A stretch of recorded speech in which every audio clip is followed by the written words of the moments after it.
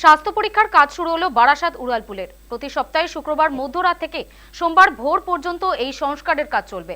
মূলত উড়ালপুলের পিলারের বল বিয়ারিং এর কাজ হবে। কাজ চলাকালীন উড়ালপুল বন্ধ থাকবে। ওই সময় সমস্ত ধরনের গাড়ি চলাচল বন্ধ রাখা হবে।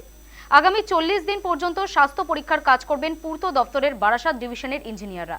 বারাসাত শহরের ট্রাফিক নিয়ন্ত্রণ নিয়ে বুধবার মধ্যম গ্রামের দোলতলা পুলিশ লাইনে বিভিন্ন থানার পুলিশ, ট্রাফিক পুলিশ সহ বাস, ট্রাক, অটো ও টোটো ইউনিয়নের কর্মীদের সঙ্গে একটি বৈঠক করলেন বারাসাত পুলিশ জেলার অতিরিক্ত পুলিশ সুপার স্পর্শ নীলাঙ্গী।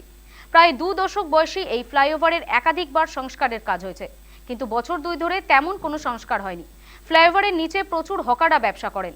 টাকি রোড দিয়ে যে সমস্ত গাড়ি বারাসাত ফ্লাইওভার দিয়ে 12 নম্বর জাতীয় সড়ক ধরে আসে, সেগুলোকে কাজকল মোড় সংলগ্ন দাদার মোড় থেকে ঘুরিয়ে দত্তপুকুর হয়ে জাতীয় সড়কে নিয়ে যাওয়া হবে। পাশাপাশি বনগার দিক থেকে যে সমস্ত গাড়ি বারাসাতের উড়ালপুল হয়ে 12 নম্বর জাতীয় সড়ক ধরে আসে, সেগুলি অশোকনগরের বিল্ডিং মোড়ের ডান দিকে ঘুরিয়ে দেওয়া হবে। বারাসাত শহরে না ঢুকে পণ্যবাহী ট্রাকগুলো কল্যাণী এক্সপ্রেস দিয়ে ঘুরিয়ে দেওয়া হবে বলেই বারাসাত ট্রাফিক পুলিশ সূত্রে জানা গিয়েছে।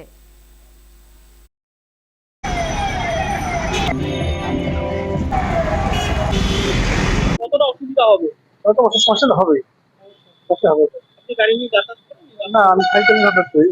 কতটা অসুবিধা হবে? হেলাবারতলা কলোনি মোড়ে সবসময় যেতেও হয়, সেক্ষেত্রে তো টাইমের একটা ব্যাপার থাকে সবটাই। হ্যাঁ, এখন তার ব্রিজ নিয়ে কি করবো? এটা যখন একদিকে অভ্যস্ত হয়ে গেছি, কদিনেরই তো ব্যাপার, দেখতেই কেটে যাবে হয়তো মনে হচ্ছে, কিন্তু কাটানোটাও টাফ হবে।